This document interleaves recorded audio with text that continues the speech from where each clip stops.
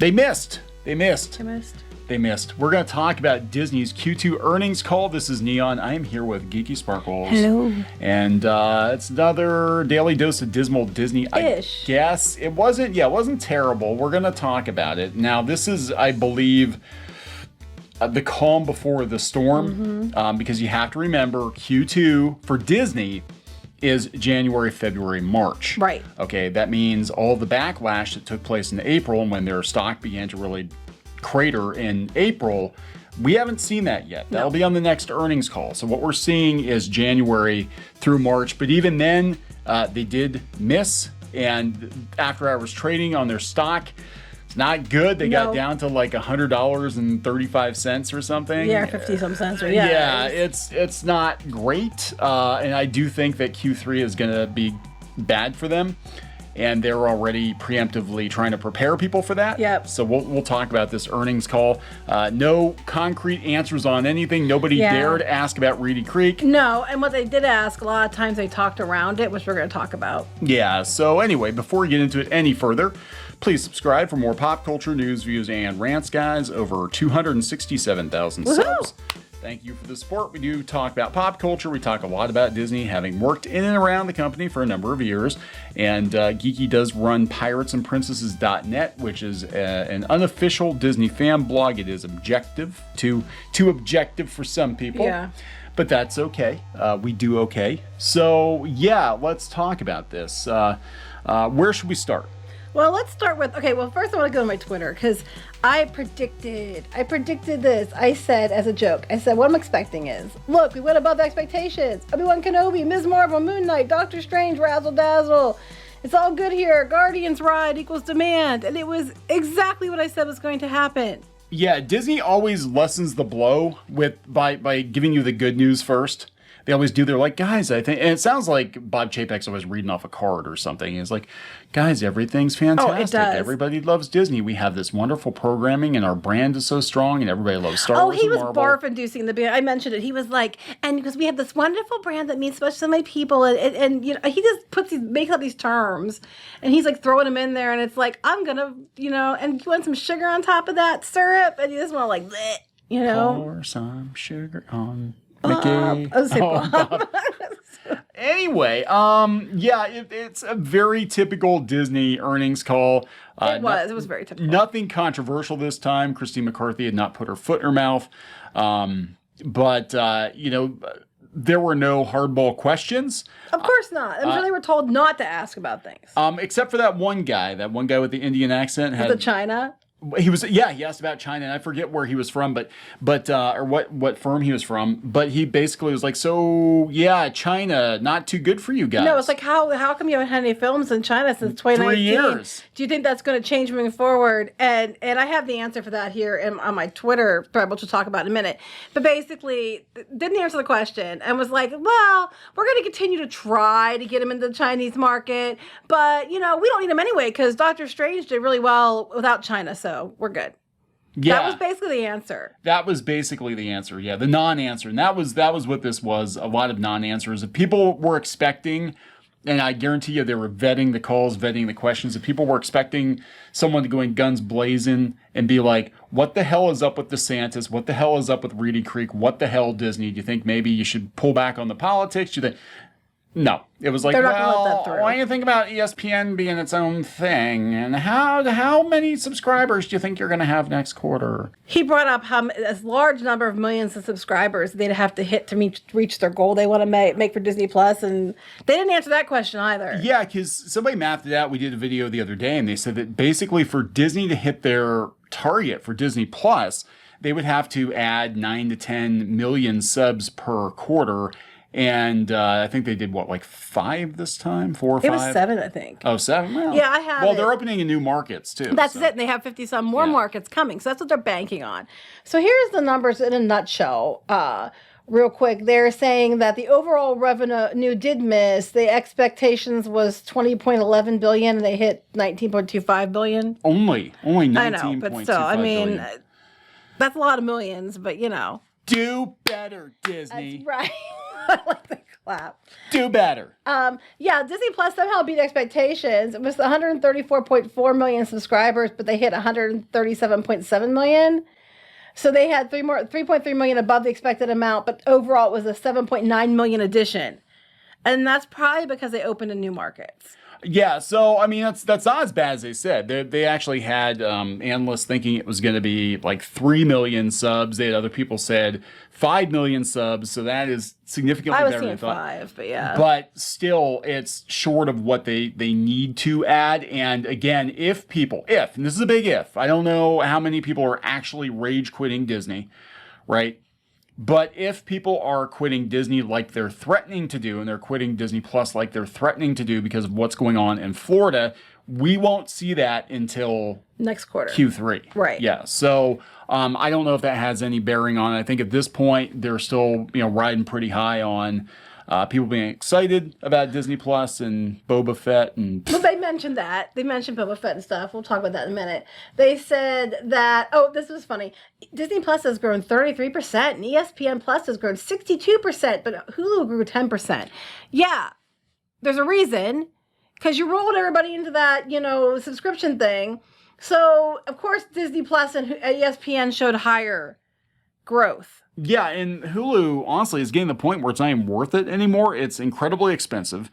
They don't have a lot of original programming compared to other platforms, and they have fewer and fewer cable channels, broadcast channels, because everybody's jumping ship and starting their own thing. Right. So, it's kind of like, you're paying almost as much as you pay for cable, or more, I think, for Hulu. But it's funny to me because they're trying to be like, oh my gosh, Disney Plus grew 33% since last year, and ESPN Plus 62% since last year. Yeah, because you forced everyone to have that. So of course it grew, more than Hulu itself did. That's just duh. Yeah, so I kind of wondered, usually you can tell what's going to happen with a company in the days and hours leading up to the earnings call, right? Before they drop the numbers. I'm not saying it's insider trading or whatever, but, word gets out and you start to see the stock go up and down or whatever. Mm. And with Disney all day, it was going down pretty drastically, actually. I'm like, oh no, somebody got word that it wasn't very good. And then there was a little bit of a bump right before the earnings call. And then after the earnings call, it dropped again after hours, trading. It went down to $152. Mm-hmm. $100.52, which is bad. It's very, very bad. And now it's still at like 101. So you would think if investors were excited, that stock would be climbing a little bit. Now, again, disclaimer: we are in the middle of kind of a financial crisis right now. There's recession looming. Tech stocks are cratering. Well, Everybody's here's the thing with losing Disney. money. Disney's is like a luxury item. It's not a necessity. Yeah. So if there is a recession, people panic. Disney is one of the things they're going to cut. Right. And now, what's funny to me was that in the call they were talking about how, the parks are doing so much better. They were talking about the parks. They did better than expected. But yeah, when they keep charging for everything, of course they did. The expectation was $6.12 billion. They hit $6.7 billion overall, and the parks performed at $3.7 billion, which exceeded the estimate of $3.26 billion. Yeah, because you're nickel and diming people. And it was funny because during the investor call and the questions asked, Bob Chapek just went on and on about, oh my God, how great the Star Cruiser is, for example. Oh yeah. The Galactic Star Cruiser, there's so much demand. Oh my gosh, there's so much demand. It's so exciting. Yeah, look, as we've been telling you, for May, June, and July, which has been the way it's been for months. But you go past that and it's like wide open. There's a lot of demand, my ass. And, they're talking about that. I demand your ass. You should. Everybody should. No, I'm kidding. No, you have to charge for that. WDW News Today were like, he doubled down on the park passes and the reservation system. Yeah, the park pass reservation system, they kept going on about it. And they kept saying how great it was. But it was like they're talking out both sides of their mouth, because they're talking about how we're doing it to control capacity to make it better for the guests, which I can tell you right now, that's packed to the gills at the parks. Oh, yeah, yeah. They said that on one side of their mouth, and the other side of the mouth, they're like, well, we do it to gauge pricing. And then they said, well, demand was up since 2019, but you have park pass reservation system in place to control that. I don't understand. How could you have some days that have more demand than 2019 when you have this in place to prevent that from being an issue? Supposedly, people are paying more because you're less people. You're talking out of your ass, and so do the commenters. Think they agree with us. Yeah, so we've got people here. For the person that thinks it's great, has never wanted to go to Disney last minute or be spontaneous in any trip they've ever had. Yeah. I'd like to go to the mountains this weekend. Sorry, no reservations. Not everything is planned a year in advance. That's the problem with Disney World right now is you want to go, you can't just show up. You used to be able to just show up and, it was always a little more regimented than Disneyland, but, the days of spontaneous trips are long gone at this point. But he didn't say whose expectations because consumers think it's terrible. Chapek's a data guy. If it's not performing to his expectations, it would be gone. No, I don't think so. It's performing to his expectations, I'm sure. Yeah. They're going on about what drugs he's on. He says Galactic Star Cruiser is filling up, which it's not. Park passes are doing good. They go on and on. People are like, you're full of shit, Bob. Yeah, Universal doesn't require reservations. Their attendance is exceeding pre-pandemic attendance now. Yeah, a lot of people... I have heard. Now I can't quantify this because I don't have that data in front of me, but I have heard anecdotally that people are noping out of Disney and going to Universal instead because of the cost, because of the hassle of booking a Disney trip now. A number of reasons, and not all of them political or anything like that. They're just going because they think Universal is cheaper and better overall. And people are like, well, Universal charges a lot more for their plus option, but you get to use it on a lot of attractions. It's not just like you pay for Genie Plus and it's one attraction at a time if you can get it. Yeah. It's not the same thing. And people are buying it and they're like, I didn't even get to use it, or I used it once. Why the hell am I paying $15 a day per ticket, per person?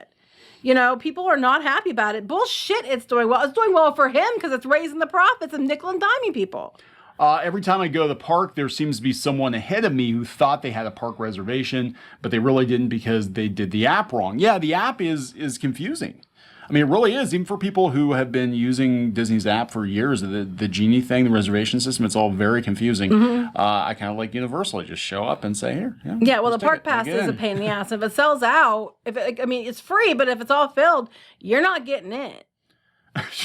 What the hell? And I thought I know. I thought that was a little bit over the top. But, so that was going on. People are calling him out on that because that's a load of shit. But, yeah, it's raising their prices. I actually kind of had a blow-by-blow of what happened on here. I was like, right after I joked about it was going to be, we went above expectations, Obi-Wan and all that.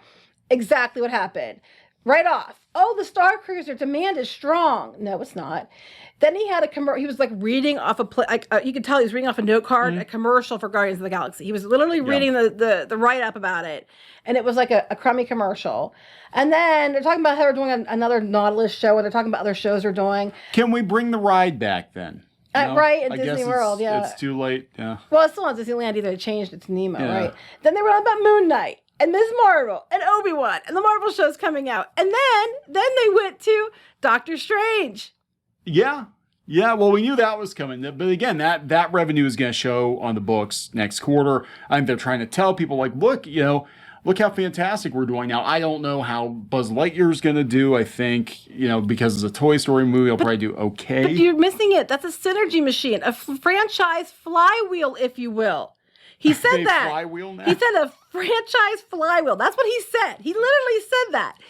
And then he said about how they can how they're taking franchises like Toy Story and how they're shoehorning it into every park, and they're making new movies, and they're making a new show about Forky, and they're making all this other stuff. And he went on and on about how they were milking Toy Story. I want to see a more adult Toy Story show based on Forky called Mother Forker. Yeah.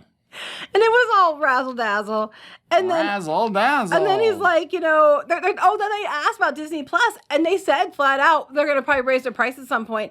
They're doing the ad-supported Disney Plus. Yeah. They're like, based on how great our content is, it's still going to seem like a great deal for what you're getting. So we'll just raise that accordingly to what a good deal it is, because it's a good deal because we say so. Because we're going to give you more stuff so you can pay more.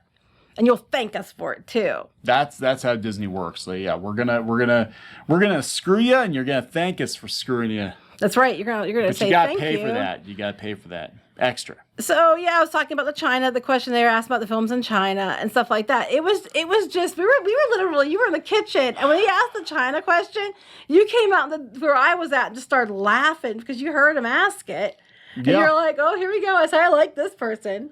Yeah. Now this kind of takes us into this on Market Watch that Disney stock turns to a loss after warning about rough road ahead for streaming. Yes. When they did answer questions, they kept getting it in there about, well, looking ahead doesn't look too good. It's probably gonna show that we're doing worse as we're, No, because they already have numbers. That's the thing. That's like Netflix. The reason that they're getting sued by shareholders is that they knew they were losing subscribers and they never gave any indication that things were in a downward trend. Kind of give an indication at the shareholder meeting. Yeah. So again, people are quitting Disney for whatever reason, Disney Plus for whatever reason, if it's political or the recession or whatever. They're tired of Disney. They're tired of Disney. They didn't like Boba Fett or whatever the hell the reason is. We're not going to really see that until next quarter. Well, then they had to bring up the fact that they had to pay out $1 billion for ending licensing deals to have content be sent to Hulu and Disney Plus. Yeah, so that was interesting. I thought it was interesting, too, that Chapek actually acknowledged that they had a lot of debt from acquisitions. And that would have been Iger buying Fox, which was a stupid, stupid deal. They way overpaid, and they haven't done anything of value with any of that IP. So long and short of it is that, it was okay. It wasn't as bad as it could have been. No. But Q3 I don't think is going to be good for them. I wasn't expecting Q2 to be that terrible. I mean, what was making me more concerned was the stocks dropping like it was. And it's still dropping. But I kind of figured, because that was up into March, that we weren't going to see a lot of that stuff. But they definitely were trying to brace people for what's ahead. I definitely expect Disney Plus to go, because they were going to the ad-supported version. They said that's coming for sure. I fully expect the prices to start going up on it. So do the shareholders, because these big companies were asking.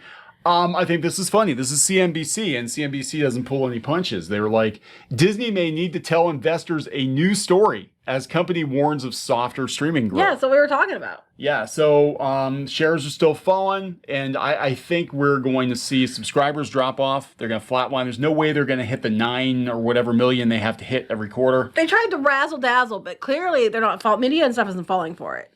Yeah, I think people aren't falling for it anymore. I mean, especially now with Netflix, they're like, damn, if Netflix can fall as far as they've fallen in such a short period of time, it can happen to Disney too. And Netflix, frankly, had a lot more going for them. And they're already saying the third quarter they expect Netflix to do really bad. Yeah. So how's Disney going to do? Yeah, Netflix are already saying that they might lose, like 2 million or more subs. And and the CFO warned that the rate of growth in streaming is not as strong as people had hoped, and they were definitely dancing around it. They were. They kept not answering questions. They just kept I'm kind of answering your question, but I'm not actually answering your question. Razzle dazzle next. Yeah, Disney has a storytelling problem. They have to think of new fairy tales to spin investors. Well, that's funny because he opened it with Disney's, one of their pillars of storytelling and blah blah blah. It was like, shut up, Bob. Yeah, they said it used to be that investors didn't care if a company was losing money streaming or increasing spending because companies were in a land grab mode, according to an investor's portfolio manager. Now we're no longer in the land grab phase. Now it's about consolidation and rationalization. Basically, before investors were like, okay, just spend as much money as you have to spend to grow, and we'll cash out later. Now it's like, oh, shit. Now it's rationalize why, where we're at, why we're at where we're at. Razzle dazzle, look over there. Next question. And the thing is Disney Plus is not even going to be profitable until 2024. Yes. So, I mean, people don't realize. But they have been saying that the whole time. Yeah, to be fair, I'm not going to say that they have said that since the beginning. They've said since day one, 2024. That's nothing new. They have not changed that at all. So I'll give them that. Here, this guy from Lightshed, Rich Greenfield, told CNBC he thinks Disney should make a play to acquire Netflix or Roblox. I don't think, does Disney have the money? No. Do they have the money to buy Netflix? Not right now. I mean, they have so much money in parks, but I thought they owe so much money from stuff yet. I could see, I'm not saying it couldn't happen, but I don't think that they'll let that through. I mean, they're still paying off Fox. I don't think they'll let them buy Netflix. I think they'd say that was too, that they would step in and say that was. I don't know. There's so many other streamers out there. They had a heck of a time just getting Fox. Yeah. Because they were too big. I think if they try to get Netflix, I don't think they'd be allowed to do it. I don't know. I actually the most likely candidate, I would say would be Apple.